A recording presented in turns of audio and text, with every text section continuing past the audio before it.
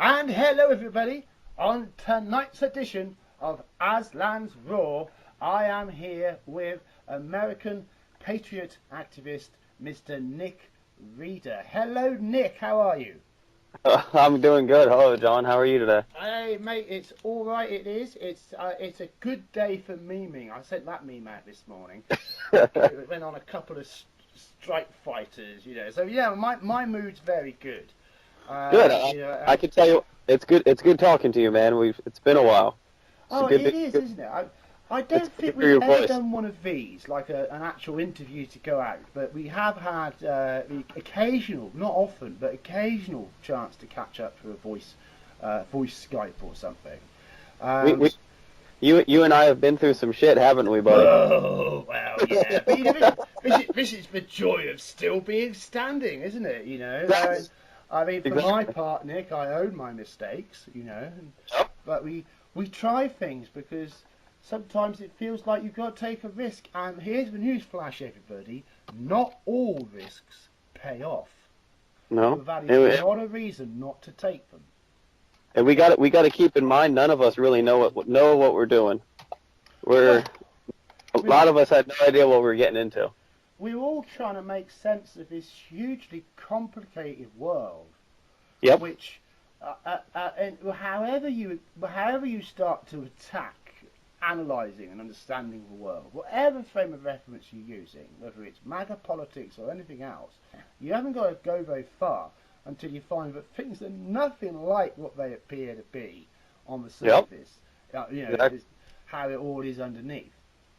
Um, what I felt I'd really like us to do with our time here today, Nick, is I want to try and help people understand um, how you got to be the Nick Reeder that you are today. So, I mean, firstly, I mean, I know you as, I would say you were one of the prominent Facebook patriot activists. I think that's fair. I mean, I don't go comparing total follow counts or anything, but I mean, you have done a lot with what's been available to you, haven't you? Yeah. So I mean, how would you say, how did it all get started for you? What made you start to think, I'm going to start banging this keyboard and start changing the world? What happened? And when? Well, and quite honest, I mean, it sounds cliche, but it's very humble beginnings. I mean, I've been aware that something was wrong with the world for 8 to 10 years, and I would kind of pay attention here and there, but I was never really, I never fully went into it because I knew I never had any hope. We had Obama in office, Mm. and I was always like, well, if I dig into this, I'm gonna find out the truth, and it's gonna be terrifying. And then Trump came along, and there was just something different about him, and I Yes. started paying attention more. And the one thing I always stress to people: love him or hate him. I'm not here to defend Trump. I'm not here to defend his honor or whatever. I support him. You can support whoever you want. But to me, President Trump opened a conversation in America and the world to discuss things that we've always been told not to discuss. Political issues, even social issues. And that's what piqued my interest about Donald Trump. And I started paying attention. And then what really started me was a local friend of mine who knew that I was kind of into this stuff. She sent me a post from Liz Crokin about Q, Okay. and that's really where it started, because I read it and I was like, I don't know what this is. Whatever. I put it on the back burner, did my thing for a little bit, going about life, and then I started looking at it more, and I started paying attention more to it, and I'm like, man, there's something here. I don't know what Q is, or who Q is, or whatever it is. I don't know. And then I started on Facebook, and I would be on like Liz's post and this guy Ryan Anthony Morgan, Yeah, and yeah, great guy. I mean, because I'm also friends with these people, so being on this yeah, journey with you, certain parts of it anyway. I yeah, mean, so you were sort of primed, you kind of brought yourself to a certain point, And then you got the right catalyst, and you were one of the people who really grabbed it and went with it and showed how it was done. Yeah, because then I would read the comments, and I would be commenting on there, and then I'm like, this is exciting, this is awesome. I finally met people who think the way I do, understand what I understand, and it makes sense. And then I just started friend requesting people. Other people friend requested me. I would just post stuff, and I didn't plan on doing anything. I just did it. It was like a call to a call to arms, or whatever you want to say it as. It was like, shit's going down in this world. Donald Trump is doing it. He's doing it what I've always wanted to be done, and this is our chance to do it. And I've put everything into it for... That's fantastic. I mean, I think we could look at it. It's even simpler than that in a way, isn't it? Because you're simply one of the people who saw what Q was asking people to do and engaged with doing it. You know? I mean, it's Q laid out a Socratic process, didn't he? You know, which asked you questions, go and get the answers to these questions, and the answers produced new questions. You know, and at first it was really different, wasn't it? I mean, we'd never seen anything like it. I completely agree about that. Q is unique in the experience of the world of the internet. I mean, there have been those who have popped up from time to time and said, I'm an insider, you know, but they never last more than 2 weeks. You know, I mean, that's always been the pattern over the years. You know, some insider coming forward. Exactly. But with Q, we're now, I believe we've passed 2,900 posts. And you can still take any of those posts and they're still all completely consistent with any of the other posts. And that is just amazing in itself. And it's been 14 months. Yeah. Over. Yeah, and no sign of stopping. In fact, Q's making some exciting predictions just yesterday. Put the 18th of March in your diary, everybody. You know, so the Q adventure is still cutting ahead, and of course, you know, we are coming closer and closer to real concrete delivery. Those who are following the path of Q see a lot to be optimistic about at the moment. Exactly. We're almost up to 16 months of Q, because it was the end of October 2017. Now we're in the beginning of March. Yeah, it's good. Just the weeks roll on, don't they, Nick? Yeah, they do. And just to expand on what you said, usually these people who come around saying they're insiders, they hang around for a couple weeks, or if they're, you know, these government psyops or whatever that people accuse Q of, they're here for like a month or two, gain a following, and then they implode on themselves, and Q's still here. So there's something to that.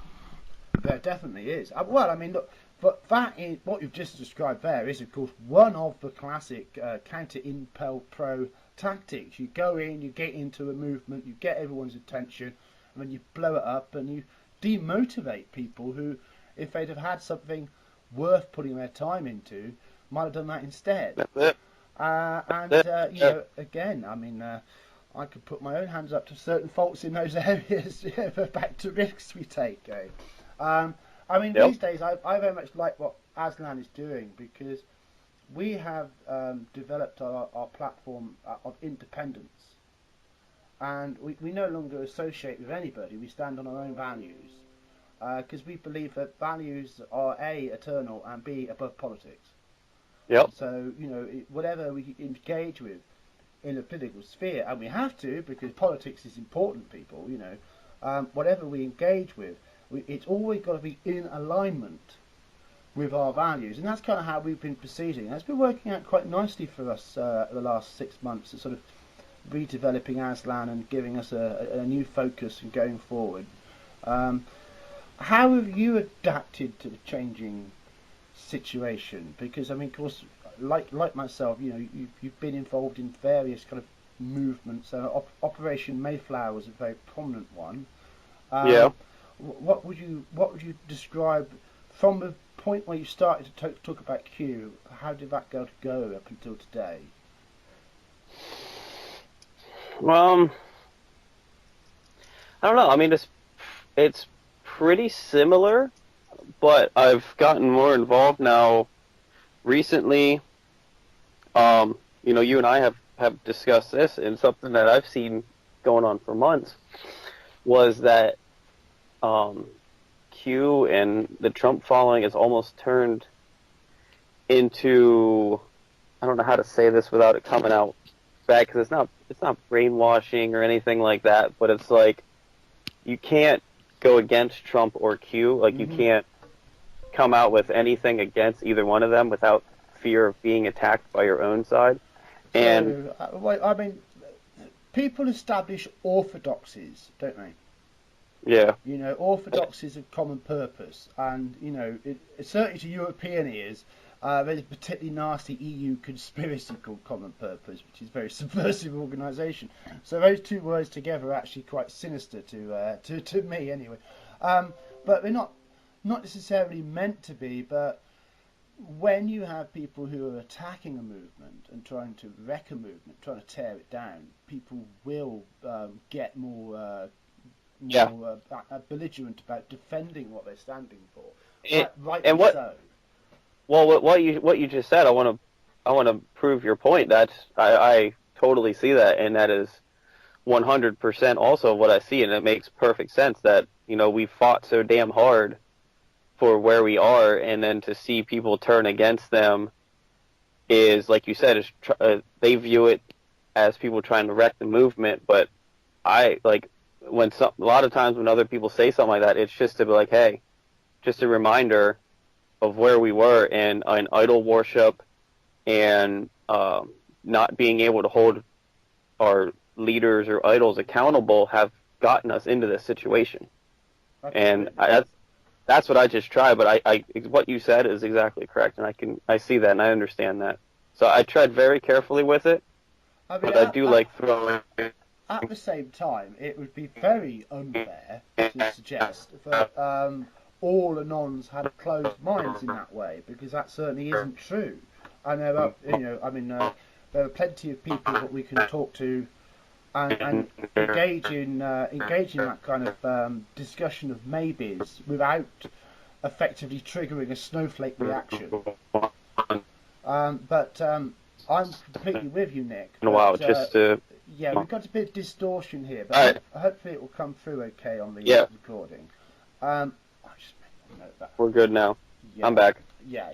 I'll tell you what, Nick. I'll put a little stop in there. I just noted the time on the tape. We'll start again on that part. I'll just pick it up here. So yeah, I mean, I agree with you, Nick. But equally, we must be careful to sort of say it would be very unfair to suggest that all Anons had a kind of closed mindset.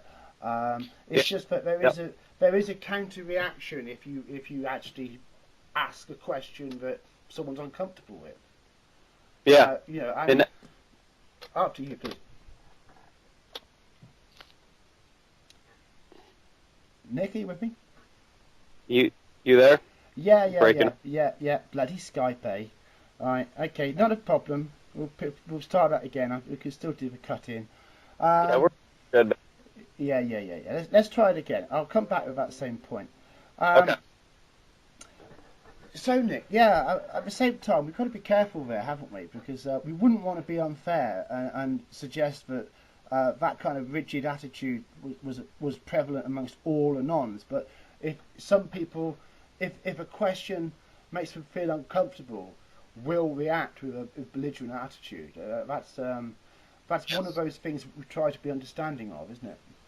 Yep. And one thing I want to make a point of is that, for me, I see that we are changing the world. We're literally about to have a new world here going in, and I don't want to go into that new world where we idol someone or something, because that is what got us into the situation we're in currently.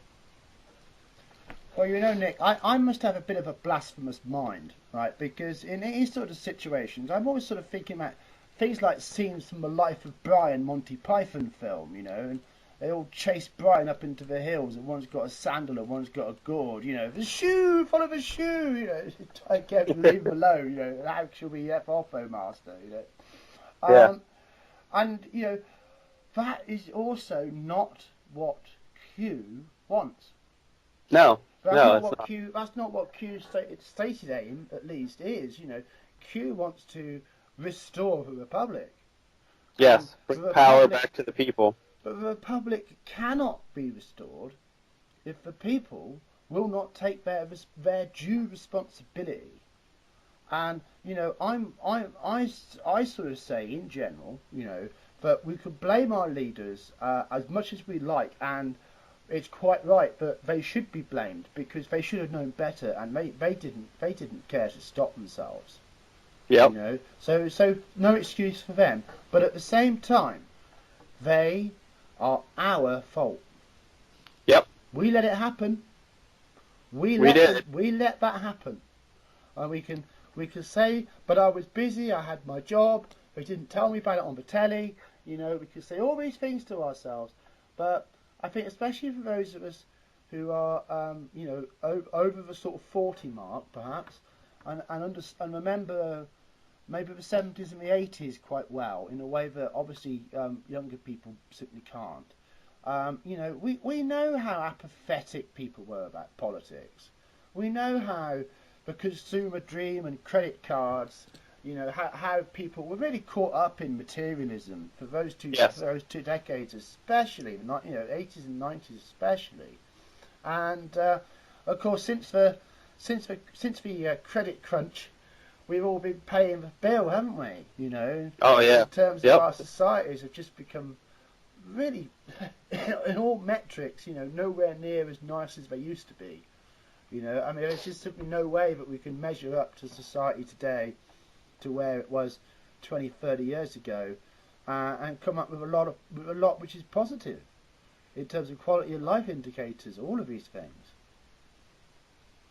So, yeah, and to what you said, it all comes down to consent. They tell us what they're doing, and and like you said, it is our fault. You know what I mean? It's the subconscious needs to go along with it. The subconscious needs to agree that working to afford the loan on that new car will make you feel like a more virile man. Yeah. The subconscious does have to buy into that. Because it is it's being offered a choice and making the choice actually. The people in power have totally manipulated us into thinking that. Now we still did it. That's a key part of awakening, isn't it? Yeah. Do you find now that you watch advertising and it's just like, oh God, and you can just see straight through it, and oh, not again, oh Gillette, you wankers, leave it alone, it's that sort of thing.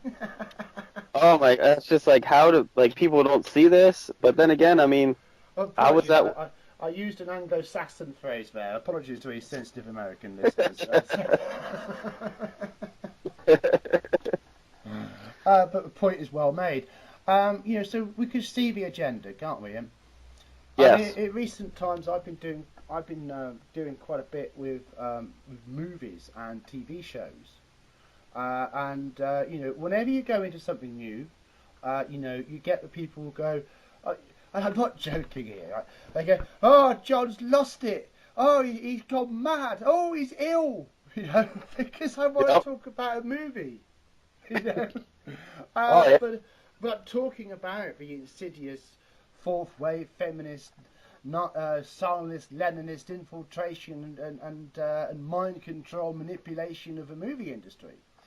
In fact, what I've been finding out the last couple of months, especially interesting, Nick, because how it looks is that the hardcore feminists have been weaponizing Me Too allegations against the studios, and that's why Marvel is committing economic suicide with this Brie Larson Captain Marvel farce.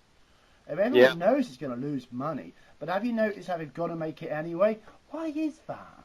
And I find that fascinating for areas like Pedowood and Pedogate, which of course we've also done more than a fair bit on. You must see a lot happening right now with those sort of wheels ticking, coming to a crunch, I hope. How does it look to you? What, you said Pedogate? Pedogate, Pedowood, that sort of thing. Yeah. The entertainment side of the exposure of the agenda, Well, honestly, that's one of my most, a favorite and most important angles from my side, because movie revenue has gone down. Football, revenue has gone down. The Golden Globes, like the award ceremonies, the Hmm. ratings have gone down. The news media has gone down, and that's where it all starts. That's where the mass relation to the populace, around the world, really begins. It's Absolutely. I mean, it's not it's for through the nothing that TV shows. CNN. Sorry, Nick, it's not for nothing that CNN gets piped to every airport, is it? Yeah, and they tell us something, and then the like everyone believes it as true, which it's like I understand, all of us, most of us, unless we had a parent who was very much aware, we all fell for it at some point in our lives, and we thought the media cared Absolutely. about us.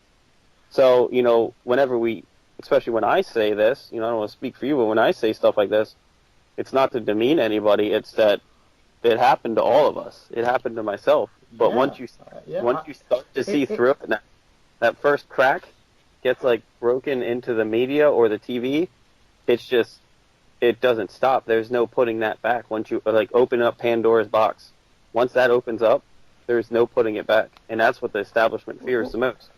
shame is embarrassing, isn't it? Shame stings. And the shame of being a sucker, isn't a slap round the face that people tend to Yeah, willingly sign up for.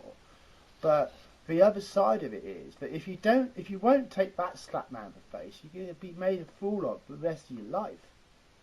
And yeah, I mean, I talk as a philosopher, I talk as somebody who tries to enunciate something approaching wisdom, and I can tell you now, there is no wisdom at all that doesn't start off by going, I'm an idiot, I'm a fool.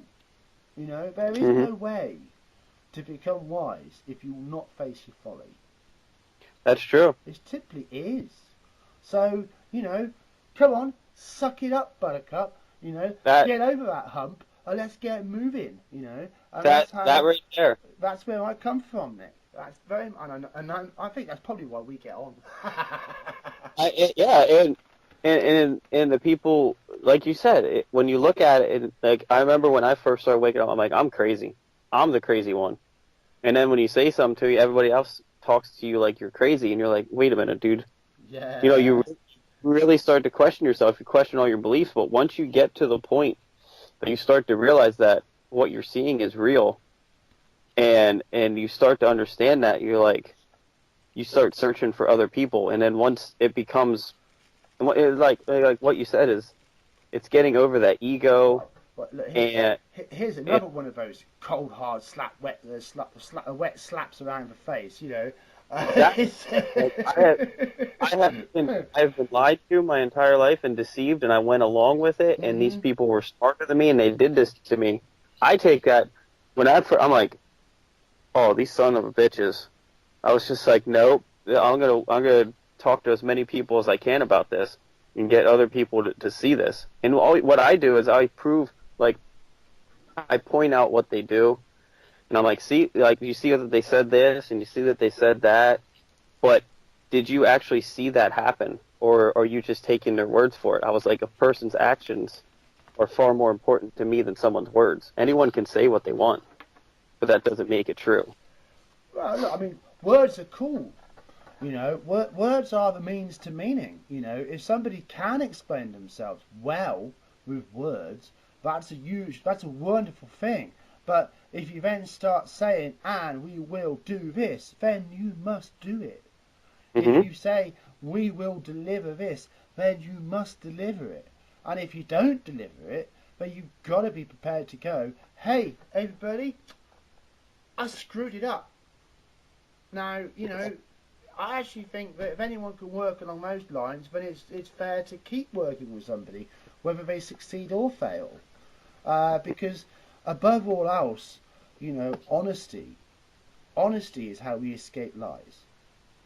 Yes. And self-honesty. I mean, it's another one of those things. But being honest about your own opinions, and I think I see you on that journey, Nick. So, let's talk a little bit more about recent times. You had a little bit of a ripple with various people, haven't you? I mean, you mentioned it. I mean, what effectively have you been saying to people that have made them think, I'm not quite sure what's going on with Nick. I'm not quite comfortable with what Nick's saying. But what are you saying, and what's leading you to go there? Well, we touched on that a little bit earlier, Hmm. and like I said, it was a big thing. Like, I have a decent sized following on Facebook, and a lot of people, like a couple thousand people, see it. And I came out with Donald Trump had hired illegal immigrants and outsourced jobs, to other countries, which is whatever. That's the way the system was back then. You got to do what you got to do to make money and do that stuff. And if he takes steps forward to change that, I'm fine.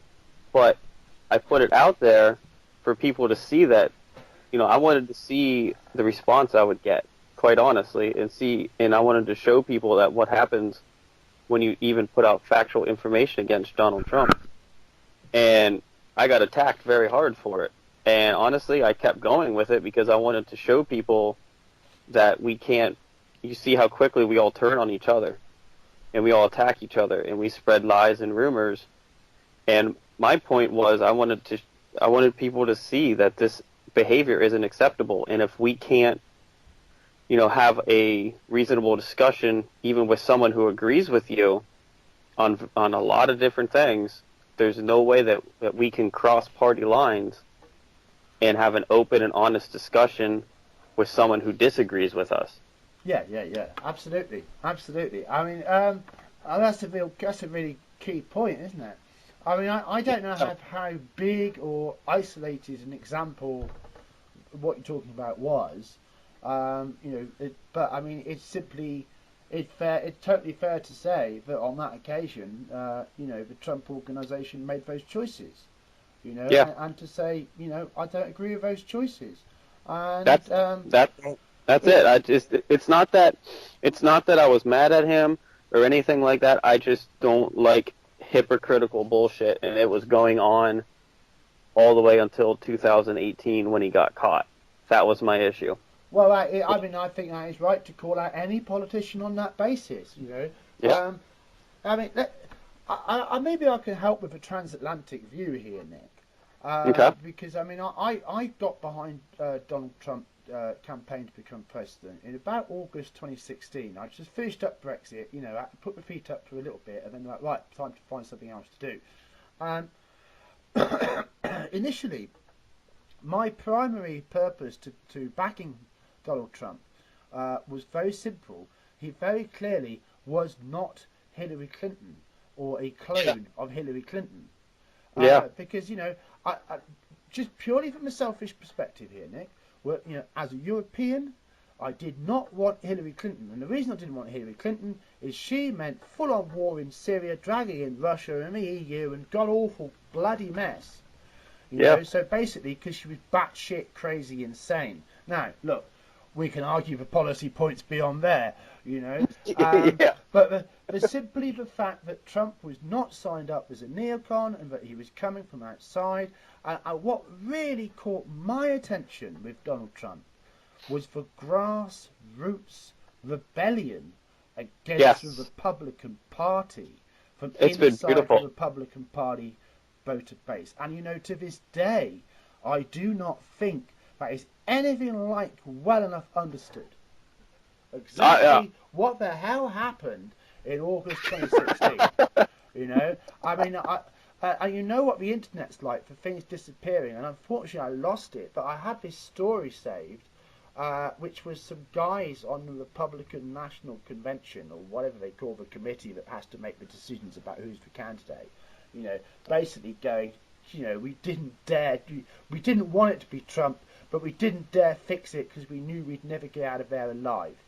And it was actually a quote, but of course, delete, and I wasn't quick enough on it. Maybe someone could find it and send it to me, because that was beautiful.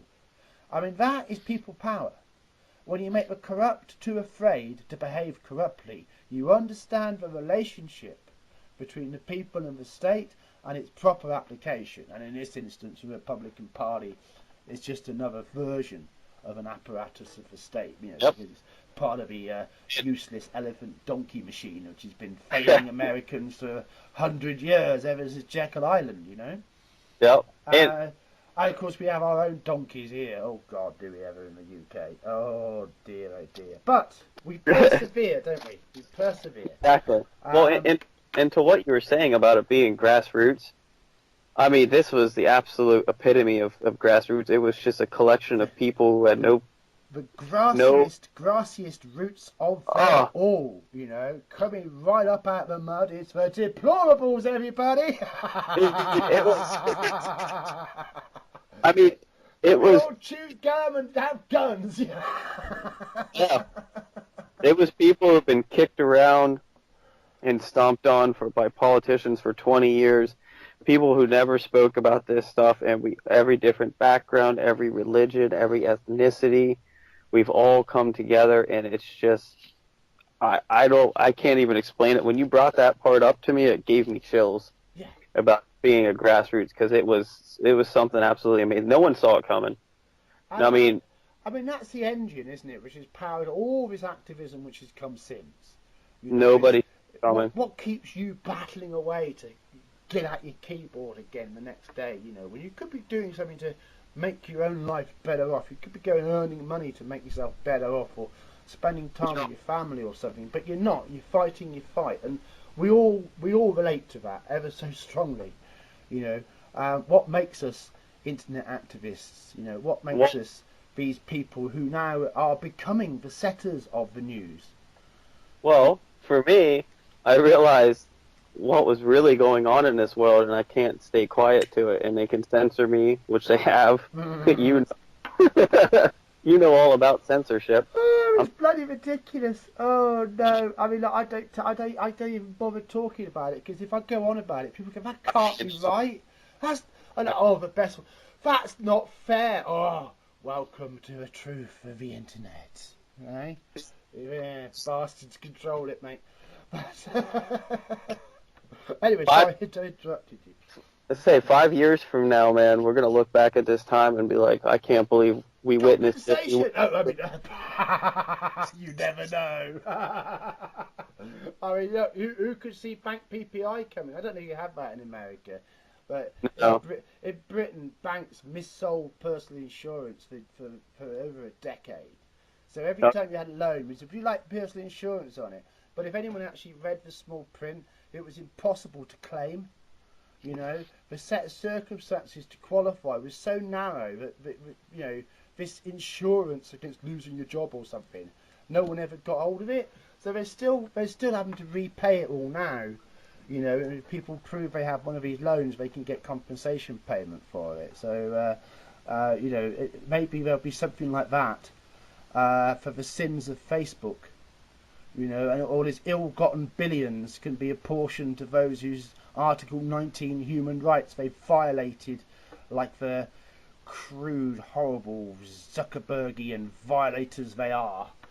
Yeah. Yep. I heard a very amusing story, actually, Nick, just the other day. Apparently, the Facebook moderators are all having nervous breakdowns. Have you heard about this?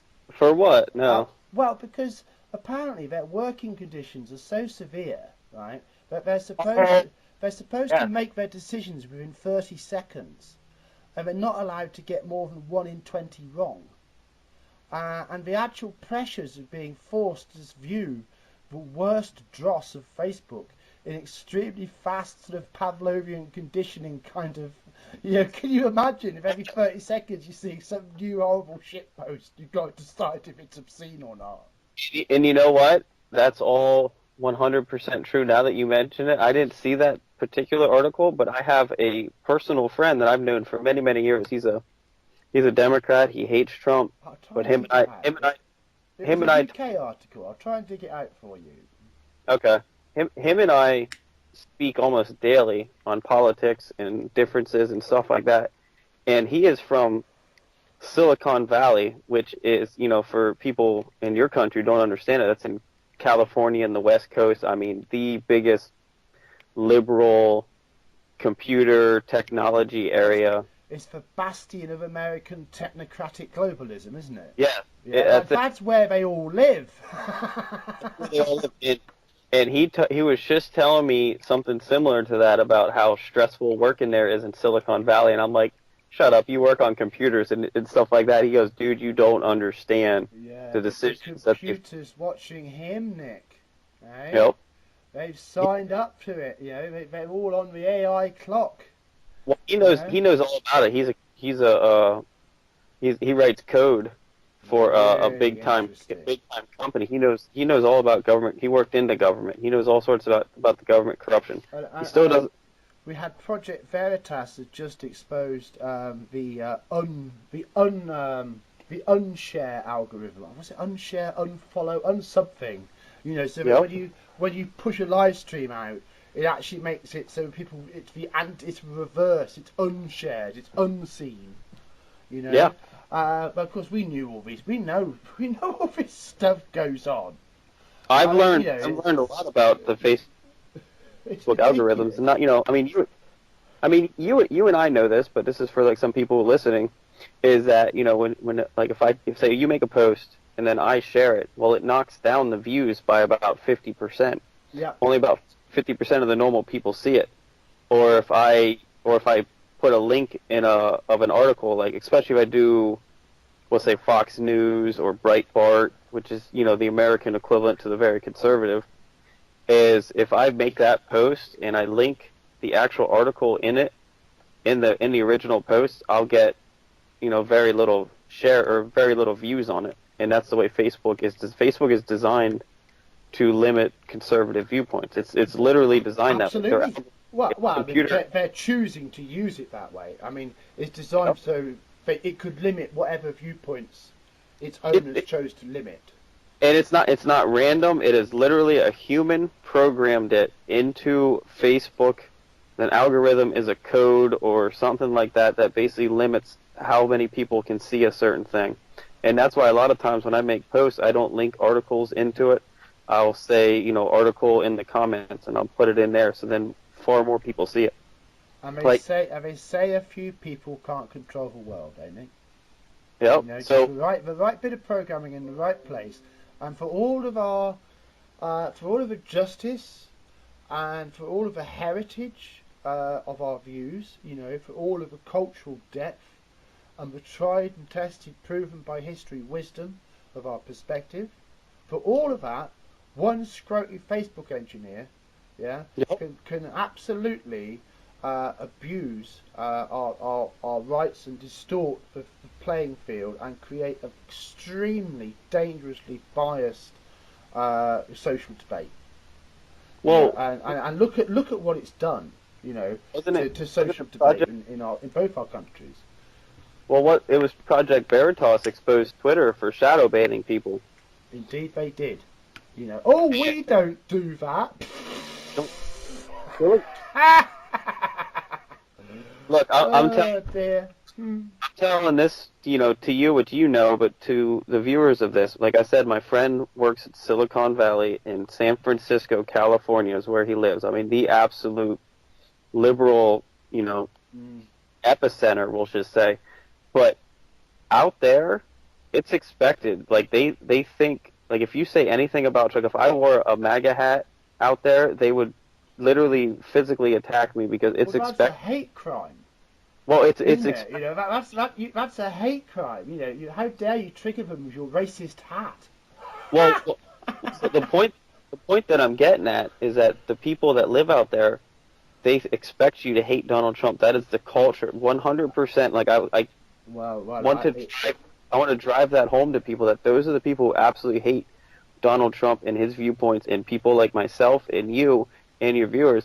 And these are the people who design the code for Facebook and the coding for Twitter. Silicon Valley people are the ones who do it. And YouTube. And let's not forget YouTube. And they absolutely Google search algorithms.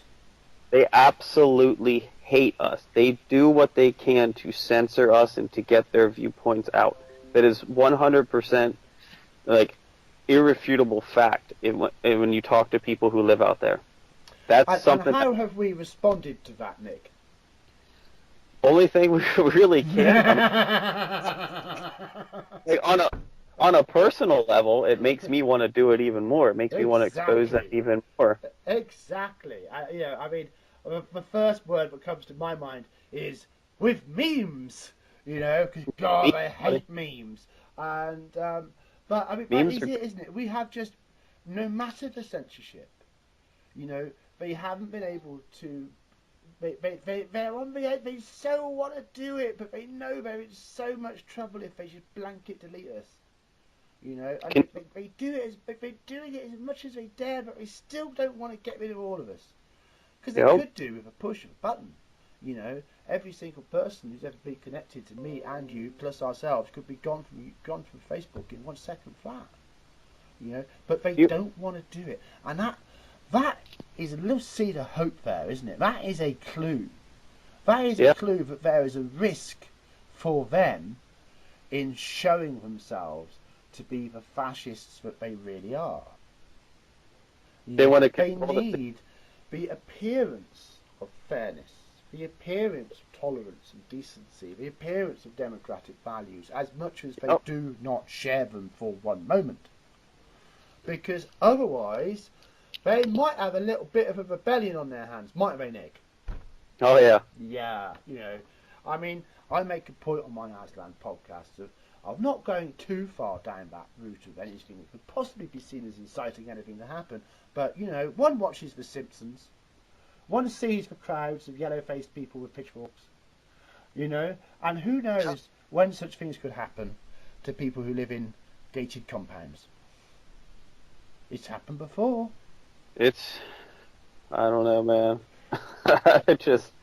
Well, I mean, I look to the example of the Icelanders. You may not know this story, but after the credit crunch in 2008, the country of Iceland, which is above, well, it's actually quite green, but it's above Britain. It's close to the northern Arctic Circle. They were halfway in, halfway out of the European Union. They were kind of like halfway in to sort of signing up to Lisbon when the credit crunch hit. And then the European Central Bank issued its austerity policy. So all the globalist Europhiles in Iceland tried to get Iceland into the EU as quickly as possible so that Iceland could pay its full share of all its debts. But the Icelandic people did not like this. Yeah. And they felt that banks which had nested in Iceland as little more than shell corporations and done nothing to benefit the people of Iceland should not be the responsibility of the people of Iceland to bail out their bankrupt arses. So one night, 10,000 Icelanders, it's a small country, you can do this sort of thing, surrounded the President of Iceland's wooden house with lit flares in their hands. In the morning, by some amazing, almost Damascene conversion, the President of Iceland decided that a referendum on the issue had suddenly become absolutely vital. Amazing, huh? Amazing. And the net result was Iceland said, piss off, EU. And they're doing very nicely for it too, which is why nobody talks about it. But they have lovely geothermal energy. Oh, it's nice stuff, that is. And all the haddock you could dream of. So, up the Icelanders, I say. And that, that is an example which has been repeated through history. What matters most about that story is that information they don't want out. The restraint to not actually torch his house. Yeah. Because that's what respect for democracy is all about. Yep. I'm sorry, I'm soapboxing a little here. I may as well continue, because one of the key things that I understand in all things I do political is that democracy is war by other means. Yeah. And when we get situations like you have in the States, like we do in Britain, but let's talk about the States, where you've got those goddamn rabid Democrats, and even the nutty Democrats in the middle, like Pelosi and all of that lot, then you've got AOC emerged on the ultra left of them, and she's putting them on naughty lists if they even look like cooperating with any Republicans.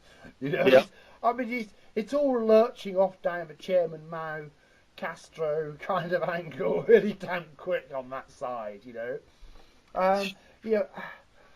and that is so polarising. Yeah, but there are principles that really matter. And when they break down, when democracy breaks down, it's not the end of war. When democracy breaks down, war is what is left. Yeah. And then suddenly everybody wants peacekeepers. But what's really essential is to get the corrupt out of the mechanisms of the system. We must have clean mechanisms with people with a suitable fear of the wrath of the people. In terms of the people do run this society. This is a free society, and whether it's organised as a republic or organised as a pure democracy like the UK is, the people have to be sovereign, or the people are not free. It's true. So we're trying to teach the same lesson here, aren't we? And resist the same insidious globalism, which is just communism on speed. So, here's a question for you. Yeah. So, we talk about Donald Trump and what he's doing and all this stuff and globalism and where do you see him in the form of taking down the really major elites, like the Rothschilds and even families higher up than him? You think in years? You think it's even possible? You think he's aligned with them? Like, what are your thoughts on that? Well, first things first, nothing is impossible.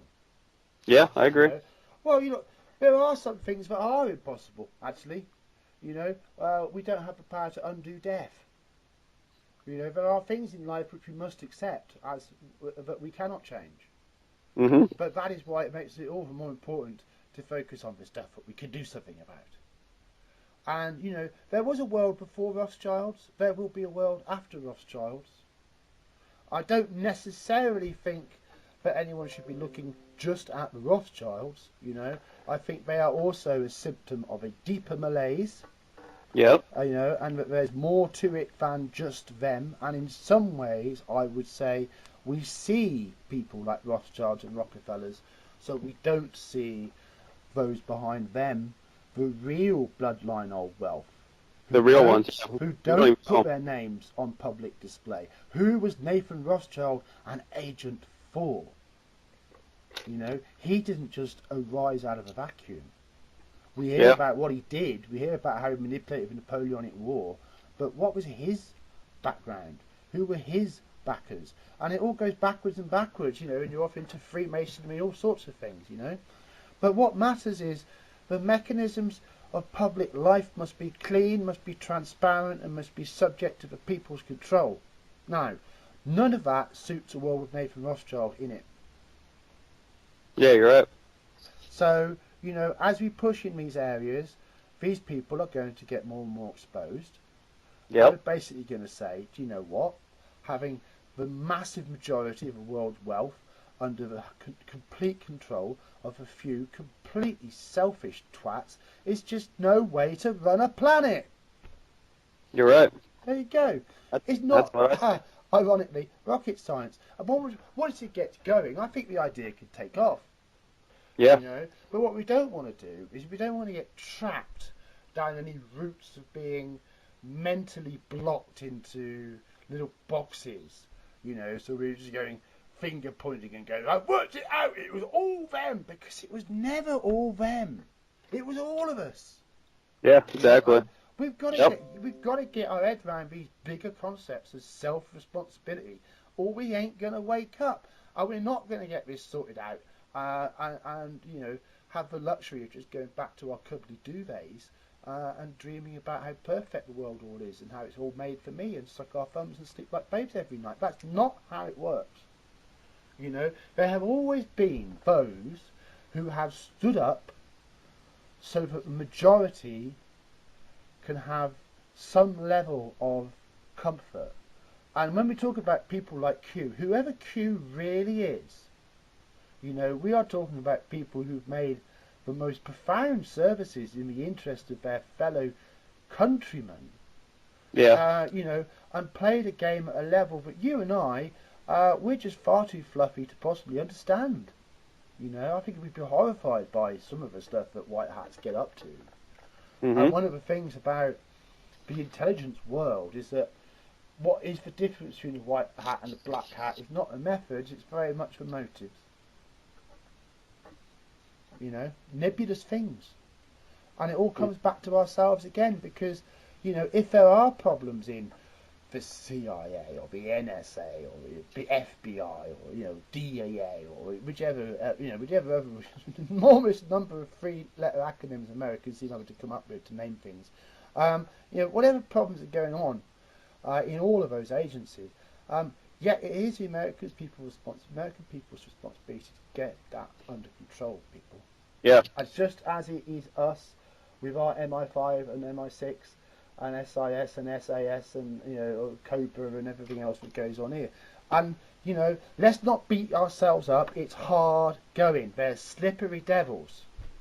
And in many ways, you guys are in a more fortunate position, because at least you have POTUS fighting for you, which you've never had before and which we don't have here. We don't have allies on the inside of the system here in the UK. Yeah, I agree. Well, with what I'm seeing, we're all looking forward to that lovely D class. Come on, get us. I know. Yeah. Well, the problem with what I'm seeing in America is that the media has, even a lot of truthers like us, they've got them sucked back into the media cycle and only looking at politicians and only doing that. Well, if that's in the news, then that's already taken care of. You know, like behind the scenes. It's already, you know, these politicians are either going to get pushed out or they're not. You know, that's already a done deal. They're fighting for their lives, one way or the other. If you're only kind of jumping when you're cattle prodded, you know, you're jumping to their agenda, you know, so it's like, oh my god, oh my god, oh my god, ah, oh my god, oh my god, ah, you know, and that's what we want, you know. So yep. I completely agree, Nick, but there are many countries who just like, the moment they see something on Facebook, they're hitting the share button. Yep. You know, I'm not saying it has no value, right? But it does have its drawbacks. There's nothing wrong with that, and we have to counter their narrative, which I get. But what I'm afraid of, and what I've seen and what I've been thinking for months, damn near a year now, is that they're already out. Like, those politicians, they're already out. They're getting replaced with new ones, and they're sacrificing them, and they're sacrificing them out to the public. And once they're sacrificed, they're going to try and set it up to where the public is happy with them getting pushed out when they got pushed out. But pretty much the same politicians are just coming in right behind them. Like, if you can't take out the root cause of the issue, which is a lot of them have dual citizenship with Israel, and Israel has a huge influence in our government. If people aren't aware of that, they'll see these politicians being pushed out and be like, oh, Donald Trump did this, and now everything's going to be fine. Well, those politicians, they're all just talking. Is one of the things that you've got heat for in recent times, Nick, actually pointing out the power of the Israeli lobby in U.S. politics? Yeah. Yeah. How did I guess? You know. That's a hot topic. Yeah. Well, look, it's like this. I rather like Israel. You know, I don't. I'm not blind to Israel's crimes, but I do love Israel's people. Yeah, and as far as I'm concerned, Israel is an established fact as a nation. In fact, there are other nations in the world newer than Israel, right? So get used to it. It's been around a long time. Now, we need an effective peace process. There's quite a few reasons that we haven't had one of those. But Israel itself, its right to self-determination, and the future of the Israeli people, Aslan stands with Israel on its basis of its rights under our international law. Now, what we don't think that means, is that MAGA means make America great again for Israel. That's not what MAGA means. Yeah, exactly. That's not what MAGA means. And I believe that President Trump has made this pretty clear to Israel, actually.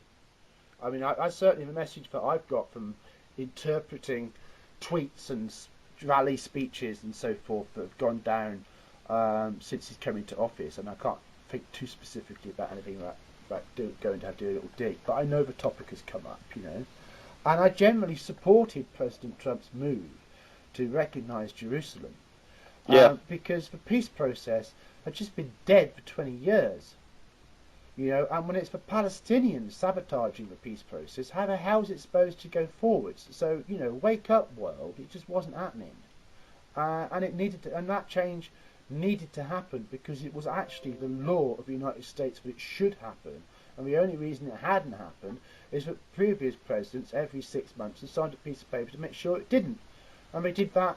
Over 22 years, I think.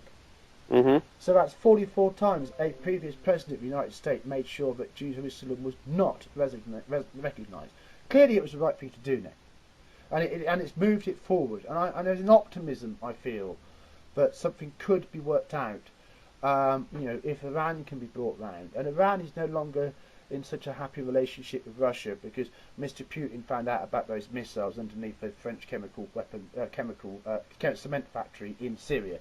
He wasn't happy with that stunt, actually, and he wasn't happy with Macron for providing the nuclear material either. But a longer story. So there's optimism there, but I agree that in the interests of America, this issue of potential dual hats has to be resolved. Yeah. And it's not about being anti-Israel. It's certainly not about being anti-Semitic, but it's about corruption, the threat of corruption in public office. So here's, I mean, that's right, isn't it? Yeah. I mean, Israel seems to be the epicenter of the New World Order. The other side of this, though, and I think that this is something that America is actually, unlike most times America leads Britain, things happen in America first, then we get a dose of it, whatever madness it is. Sorry, I mean whatever the latest trend is. Madness. Yeah.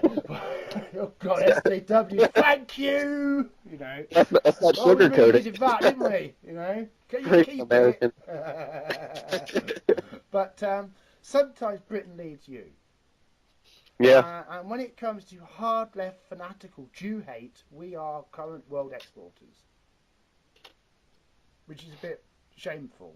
But it's all to do with Islam. Yeah. You see, it's very simple. In the United Kingdom, there are 300,000 Jews, and there are 3.5 million Muslims. And the 3.5 million Muslims live very conveniently in lots of inner city marginal seats. So for electoral purposes, the Labour Party went, Jews on bonfire, Hella Mohammed. And as a result, the left wing in Britain is now fanatically pro-Palestine. Oh, really? Pro-Palestine in the way of, we like the sort of things Hezbollah says. Yeah. So it's a total national scandal, and it damaged the left a heck of a lot because previously Jew hate was always seen as a right-wing thing. But I actually think, in terms of Britain, what's happened over the last 20 years is that you won't find Jew hate on the right hardly at all now. It's become a wholly left thing. But you will get certain levels of transient intolerance towards Islam on the right. Whereas you'll get, just absolutely pathetic pandering. I know he cut your head off, but he was having a bad day on the left. So, yes, that's kind of what we got. But you're now starting to see that. You're now starting to see that with with congresswomen like Cortez and some of these other harder than Bernie ones that have started to come through. What's the first Islamic congresswoman and her comments recently? I forgot, Omar, is it? I can't think of her name. Oh, yeah. Is it Omar Tlaib? Yeah, I can see her face, but I can't. I can't get her name without looking it up. But I mean, she's definitely been sending out some tweets which have raised some alarm bells recently, and you'd expect to see more of this stuff. So the It problem, comes out. She the comes out problem with against what Trump real you've hard got, too. is talking about, hey, we don't need this undue influence of Israel, and it's actually distorting. That's your message, I imagine. Hey, look, this is not how it should be. But you've got Yeah. this hard left stuff, and you've got to try and keep yourself separate from that, which could be difficult. But I know you're very capable, Nick. Yeah. Yep. But that's also what freedom is about, isn't it? Freedom to have these social debates. That's exactly it. That's the huge bedrock of America, and like what I said earlier, is what Donald Trump brought in was these discussions Now that I now heard have. you had a recent discussion with a Bernie Sanders supporter. Was that a podcast or just a private chat? Or It was a Facebook Live. It was last night, actually. Yeah, it was last so night. it was a Facebook debate. Yeah. Well, it was. Great, cool. We'll have to all check that out, Nick. I'll send, I'll send you the link to it. It wasn't. It Yeah, wasn't really a debate. It was an open conversation open because conversation, even better. he was against. He never really followed Q or really got into it, and he had questions. He was open minded, as was I, because we didn't really talk about, Bernie. This Bernie. is the nice thing about the Bernie front, isn't it? They know that Hillary Clinton was goddamn corrupt. Yeah. Yep. That's one of the nice things about it. At least you have that common datum point. They hated her guts too. Well, they do. Yeah. Well, look at what she did. I mean, I wouldn't be a fan of Bernie Sanders because he let it happen. Well, what I wanted to do when I was speaking with him, and he didn't know this beforehand. We had an open conversation about Q. I explained Q, and I explained, about the community and all this stuff, and that, how Q has opened up millions and millions of people's minds to think and research for themselves by posing questions and giving topics to research, and he was intrigued by that. And then I went in and I said, look, the way the media operates here, everybody puts it on Team Trump or Team Bernie or Team Clinton. And I was like, you and I, he hates Donald Trump. Yeah. And I support Donald Trump. He supports Bernie Sanders. I don't support Bernie Sanders. But I made it a point to tell him, I said, look, dude, you and I don't agree on this, but you and I can have a conversation about things that we do agree on instead of focusing on the negative and trying to get you to support Donald Trump, which I don't care. I'm not going to force Donald Trump down anyone's throat, and I expect the same, in the reverse. What was the takeaway? What do you think you came away with of establishing a common ground? Well, on my end or his end? Well, either. Well, from your perspective, will do fine, Nick. Well, from my end, honestly, my most thought-provoking conversations are with someone who doesn't agree with me, someone who can give me a totally different perspective of a situation. Because, my personal truth about Donald Trump is totally different than someone else's personal truth about Donald Trump. Because it's all about perspective. Is how someone, you can interpret things a million different ways, and it all comes from your perspective. So, well, you're not going to improve your chess game playing against people who you know how they play, are you? Exactly. It's part of growth, isn't it? And it's exactly like you learn more from your losses than you do from your wins. So what I take away from conversations like that is they tell me things that I never saw them. I'm like, oh, I didn't see it that way. Okay, I understand your viewpoint. And until you can have open conversations like that against people you don't agree with, we're not going to get anywhere. Like, brute force doesn't work anymore. That was, when we first came out, we needed to have brute force to get our viewpoints out there and get people thinking and talking about it. Now, and that is one problem, I'll openly admit it. I admit it. And also, we've got to sneak around that algorithm, haven't we? Oh, yeah. Find ways to run the beast. My main issue with Donald Trump right now, and I openly admit it, he's divisive. He needed to come out as divisive to open that conversation, and I fully support that. But we're getting to a point, in my opinion, that he needs to be a little less. I mean, he knows more than I do. He gauges the Well, public more. I mean, let's talk about divisive now. What about when Obama's on the end of a rope? Oops, I could just see it might have to get a bit worse before it gets better.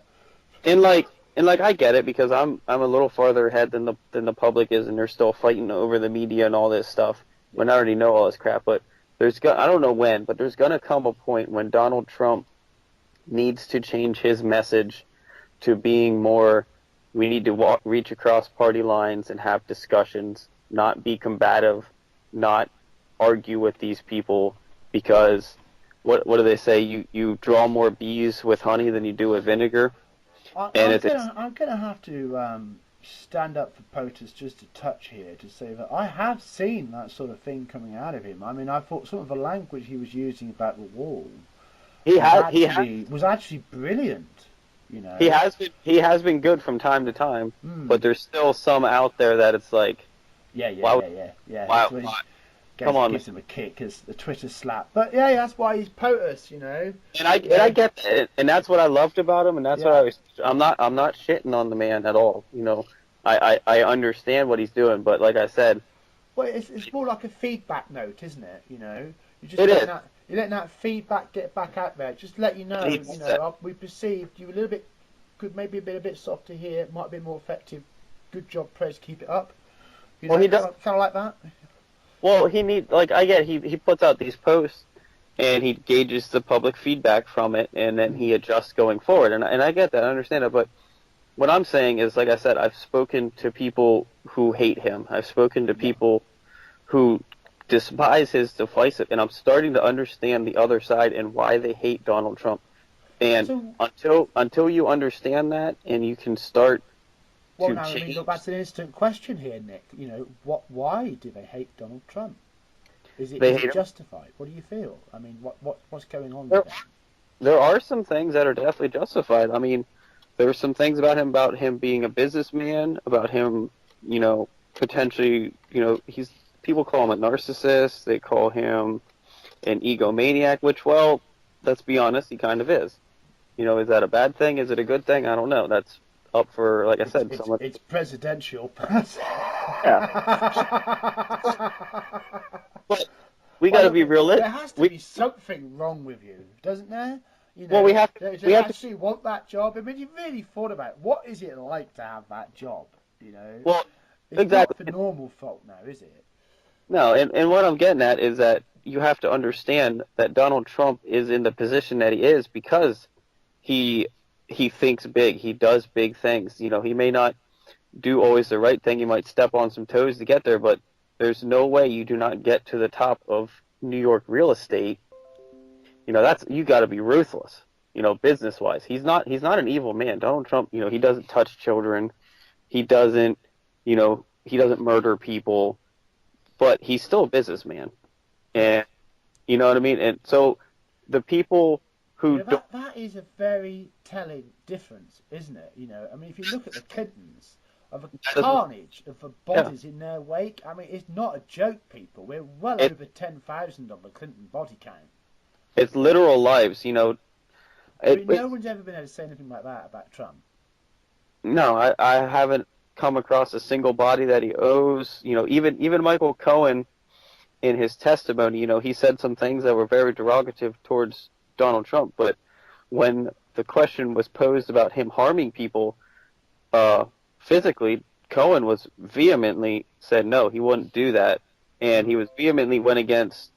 There's supposedly some video about him putting hands on Melania Trump, and Cohen said that's just absolutely false. We've looked for it, and it just doesn't exist because he would never do that to her. Well, Melania would never let him. Jesus. Exactly. Donald Trump isn't a violent. I hate it when people underestimate the voters. This woman is brilliant. Oh, he's one of the smartest men you'll ever meet. You won't meet anybody smarter than him. Yeah, well, that's why Lotus is with him. He's. I admire the shit out of the man. He's absolutely brilliant. So, I mean, I felt that there's a touch of poacher turned gamekeeper about Donald Trump because he grew up in the middle of that society. He did. At various points, he was a darling of that society. And that's You what know? makes him. That's what makes him so good, and why I can respect him so much because I mean, I see Donald he knows Trump that. as about two key events. The first is the death of his friend JFK Jr. Yes, in '99, I believe that was. 99, I And believe. that was personal. Yep. And the second was 9/11. Clinton Then murdered him. it got real personal. Yep. And I believe that Donald Trump went to war in the days immediately afterward, 9/11, and that the Trump presidency today is Oh, yeah. is the strategic victory of his campaign.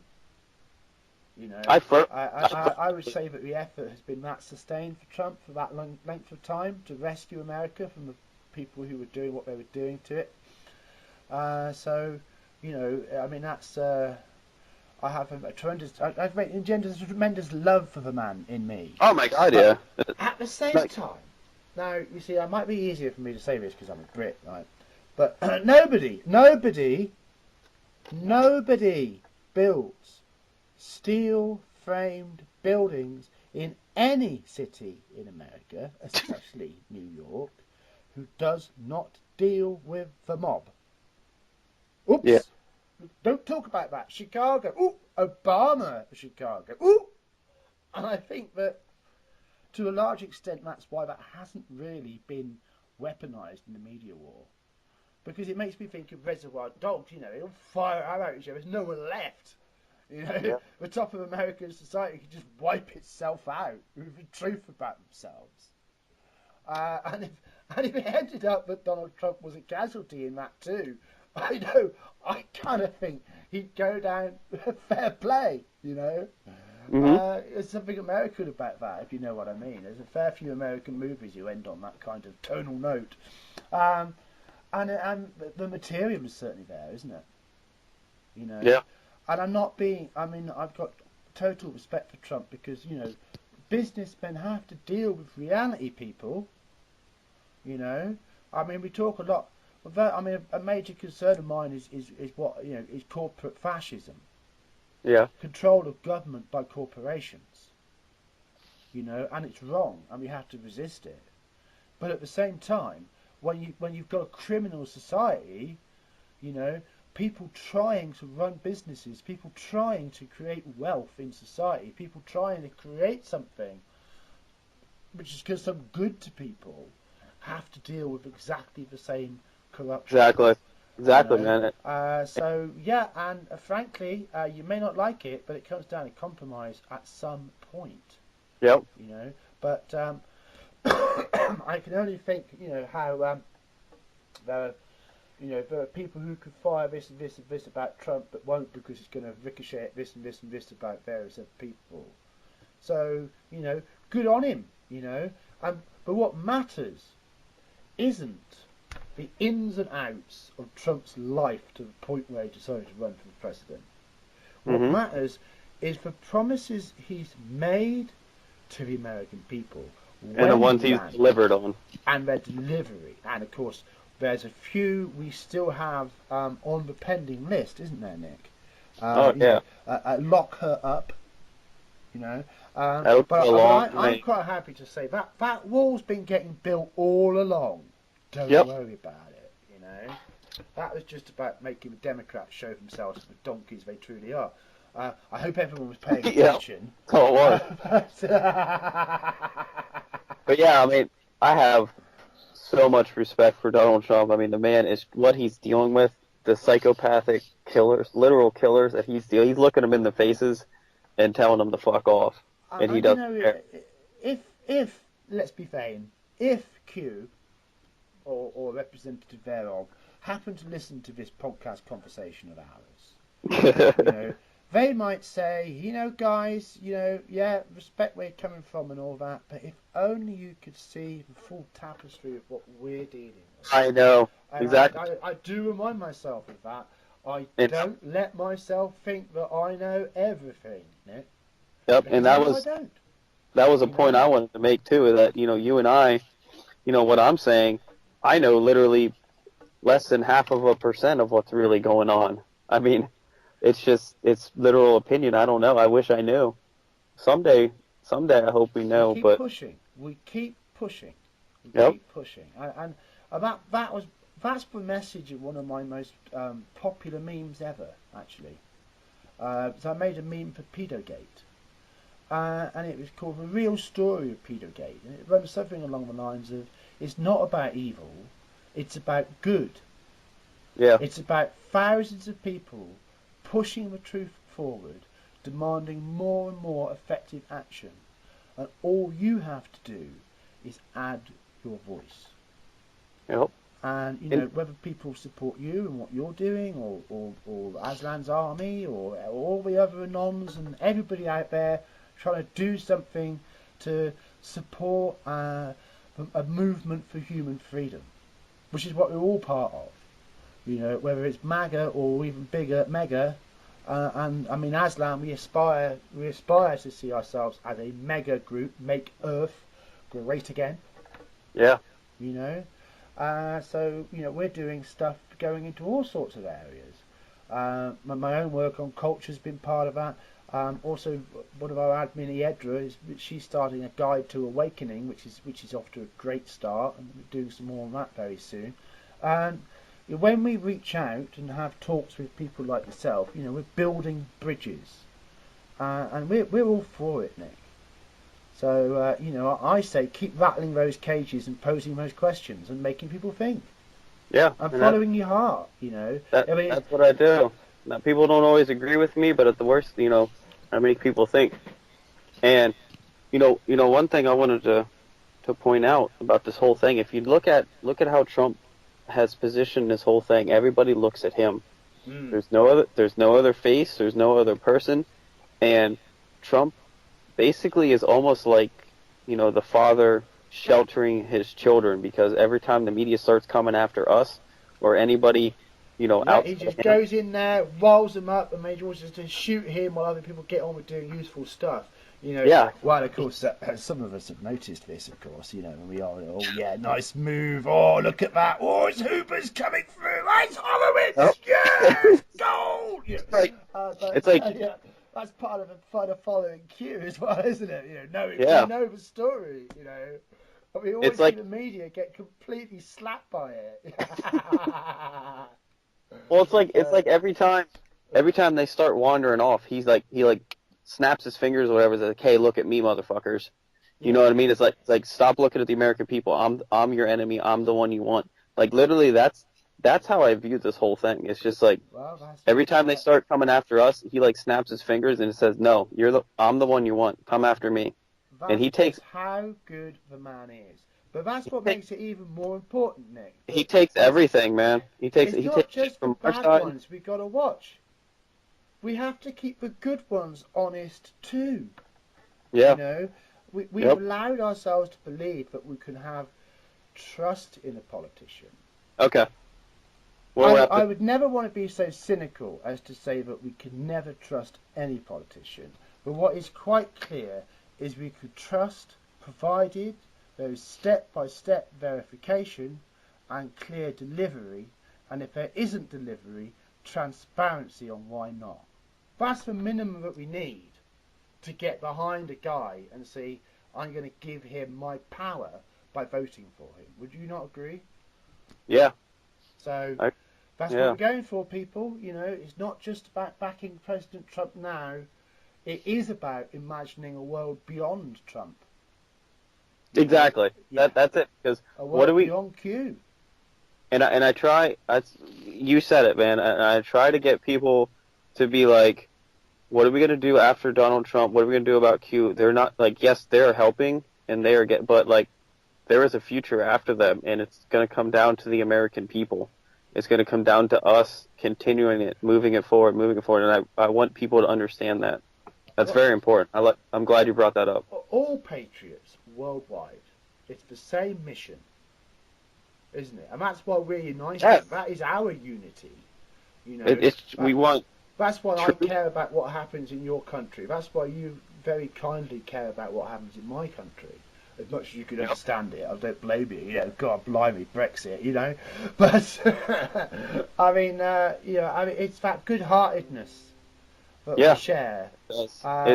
So and that's what Aslan's all about. So Aslan would like to distinctly thank you, Nick, for your time today. Is there any final message for anybody listening in Britain, America, or anywhere?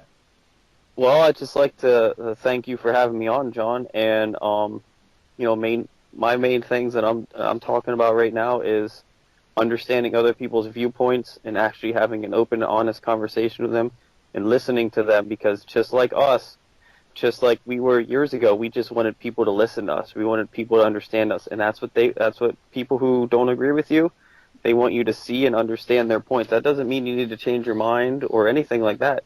And you can counter what they say, but it's very important to be understanding of someone else's viewpoint because they have a different perspective. They see things differently, and it's very important. At the end of this, we need unity. We need peace. I don't want to fight people. We don't want to fight people. We don't want war. We just want to have peace and we want truth. And it just. Well, blessed are the peacemakers, Nick, because the alternative is a bloody war. I mean, it's like, oh, now we got to sort it out. Everyone wants peacemakers then. Look after it in the first place, people. We are not crazy anarchists. Oh, exactly. We want to preserve. We want to be guardians and custodians of this garden earth. I mean, that's very much where Aslan's coming from. So, it is, because we were razor thin close to losing everything, and it's still we're still not out of the woods, man. We still got a lot of work to go. And we're all working hard worldwide in doing everybody's contribution. It all adds up, all of it. I mean, we absolutely are, brother. Wouldn't I love 1,000 Nick readers? What could we do with 1,000 Nick readers? I don't know. That sounds scary to me. To find out. So, I mean, if anyone's enjoyed listening to Nick, I think this is a very good invitation to go and follow him on his Facebook timeline. I'll make sure that's attached to this video. I'll also make sure that the Facebook version of this is shared to your timeline, Nick. Absolutely. So we thank you for your time, and we hope you'll come and talk to us again. Absolutely. Also, extend that to anybody else, because we love talking to people, and there's always a warm, comfy chair for a chat with Aslan. So, all right. Thank you. Right. God bless you. All right, thank you, brother. Hey, I look forward to meeting you someday. Oh yeah, no, yeah, let's do that, because we are. Because I should mention that I am going to be meeting up with Nick on the 4th of July in Washington DC, because I am going to America, and we have started a campaign to get some donation support on my Patreon to fund me to write about MAGA from the inside over the 12 weeks across this summer. So I'll pop that link on too. God bless you. I can't wait. I look forward to it, brother. Yeah, you have a good. It's not so long. It'll be here before you know it. So I know. Yeah. Let's get it on. All right. Goodbye. All right. See you, buddy.